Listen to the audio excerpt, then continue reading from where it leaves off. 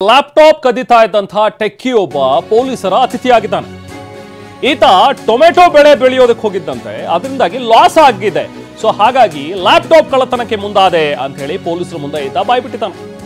Laptop ಕದಿತಾ ಇದ್ದಂತಹ ಸಂದರ್ಭದಲ್ಲೇ ಮುರುಗೇಶ್ ಬಂಧನ ಮಾಡಿದ್ದಾರೆ. ವೈಟ್ಫೀಲ್ಡ್ ಠಾಣೆ ಪೊಲೀಸರು ಟೆಕ್ಕಿ ಮುರುಗೇಶ್ನನ್ನ ಬಂಧಿಸಿದ್ದಾರೆ. ಸಾಲ ಮಾಡಿ 6 ಎಕರೆ ಜಮೀನಿನಲ್ಲಿ ಟೊಮೆಟೊನ ಬೆಳೆದಿದ್ದಾಯ್ತ.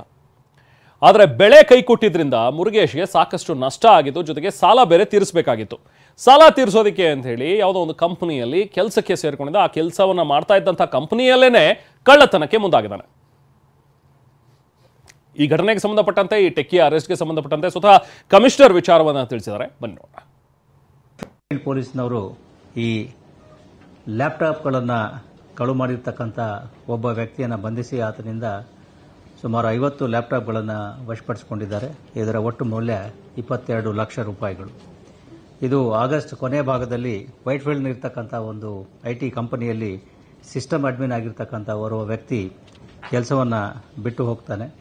ಆತ ಹೋದ ನಂತರ ಅವರು ಆ ಒಂದು ಸ್ಟೋರ್ಸ್ನಲ್ಲಿ ಗಮನಿಸಿದಾಗ ಒಟ್ಟು ಸುಮಾರು 57 ಲ್ಯಾಪ್ಟಾಪ್ಗಳು ಕಣ್ಮರೆಯಾಗಿರ್ತಕ್ಕಂಥದ್ದು ಕಂಡುಬರ್ತದೆ. ಇದರಿಂದಾಗಿ ಇದರ ಬಗ್ಗೆ ಪೊಲೀಸ್ ಠಾಣೆಯಲ್ಲಿ ಅವರು ಪ್ರಕರಣವನ್ನು ದಾಖಲಿಸುತ್ತಾರೆ. ತನಿಖೆಯನ್ನು ಕೈಗೊಂಡ ಪೊಲೀಸರು ತಮಿಳುನಾಡಿನ ಹೊಸೂರಿನಲ್ಲಿ ಈ ಸಿಸ್ಟಮ್ ಅಡ್ಮಿನ್ ಆಗಿ ಕೆಲಸ ಮಾಡಿರ್ತಕ್ಕಂತಹ ವ್ಯಕ್ತಿಯನ್ನು ಬಂಧಿಸಿ ಆತನಿಂದ 5 ಲ್ಯಾಪ್ಟಾಪ್ಗಳನ್ನು ವಶಪಡಿಸಿಕೊಳ್ತಾರೆ. ಅದಾದ ನಂತರದಲ್ಲಿ ಆತನ ಹೇಳಿಕೆಯ ಮೇರೆಗೆ ಅಲ್ಲೇ ತಮಿಳುನಾಡಿನಲ್ಲಿ ಹೊಸೂರಿನಲ್ಲಿ ಒಂದು ಹಳೆಯ ಈ ಬಗ್ಗೆ ಮತ್ತಷ್ಟು ಮಾಹಿತಿ ಪಡೆಯೋಣ ನಾವು ಪ್ರತಿನಿಧಿ ಪ್ರದೀಪ್ ಇಂದ. ಪ್ರದೀಪ್, ಯಾರೀತ ಟೆಕ್ಕಿ? ಏನ್ ಈತನ ಹಿನ್ನೆಲೆ? ಎಲ್ಲಿ ಸಿಕ್ಕಾಕೊಂಡ? ಹೇಗೆ ಸಿಕ್ಕಾಕೊಂಡ ಕೊನೆಗೀತ? ರೆಹಮಾನ್ ಈತ ಮೂಲತಃ ತಮಿಳುನಾಡಿನವನಾಗಿರ್ತಾನೆ.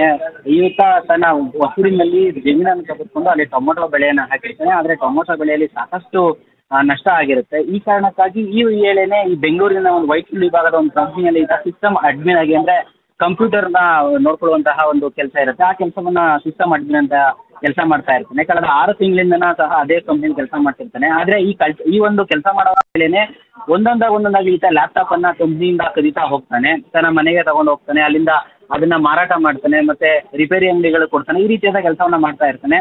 ಕೊನೆಗೆ ಕಂಪ್ನಿಗೆ ಅನುಮಾನ ಬಂದು ಕಂಪ್ನಿ ಮ್ಯಾನೇಜರು ತದನಂತರ ಈತನ ಬಗ್ಗೆ ಕೇಳಿದಾಗ ಈತ ಇದ್ದಕ್ಕಿದ್ದಂಗೆ ರಜೆ ಹಾಕಿ ಎಸ್ಕೇಪ್ ಆಗಿರ್ತಾನೆ. ಈ ಬಗ್ಗೆ ಕಂಪ್ನಿಯವರು ವೈಟ್ಫೀಲ್ಡ್ ಪೊಲೀಸ್ ಠಾಣೆಗೆ ದೂರನ್ನ ನೀಡಿರ್ತಾರೆ. ಸುಮಾರು 57 ಲ್ಯಾಪ್ಟಾಪ್ಗಳನ್ನ ಈತ ಕದ್ದಿದ್ದಾನೆ ಅಂತ ಹೇಳಿ ದೂರನ್ನ ಕೊಟ್ಟಿರ್ತಾರೆ. ಯಾವಾಗ ಈ ತರ ದೂರು ಬಂದ ತಕ್ಷಣ ವೈಟ್ಫೀಲ್ಡ್ ಪೊಲೀಸರು ಈತನನ್ನ ಹೊಸೂರಿನಲ್ಲಿ ಹುಡುಕಿ ಅದನ್ನ ಕರ್ಕೊಂಡ್ಬಂದು ಅಲ್ಲಿ 5 ಲ್ಯಾಪ್ಟಾಪ್ಗಳನ್ನ ಸಮೇತ ಅದನ್ನು ವಶಕ್ಕೆ ಪಡೆದು ಕರ್ಕೊಂಡ್ಬಂದಿರ್ತಾರೆ. ತದನಂತರ ಆತನ ಕಸ್ಟಡಿಗೆ ಪಡೆದು ವಿಚಾರಣೆ ಮಾಡಿದಾಗ ಸುಮಾರು 50 ಲ್ಯಾಪ್ಟಾಪ್ಗಳು ಈತ ಎಲ್ಲೆಲ್ಲಿ ಮಾರಾಟ ಮಾಡಿದ್ದ, ಯಾರ್ಯಾರಿಗೆ ಕೊಟ್ಟಿದ್ದ ಎಲ್ಲವನ್ನೂ ಪತ್ತೆ ಮಾಡಿ 50 ಲ್ಯಾಪ್ಟಾಪ್ಗಳನ್ನ ಸದ್ಯ ಈಗ ಪೊಲೀಸರು ವಶಕ್ಕೆ ಪಡ್ಕೊಂಡಿದ್ದಾರೆ.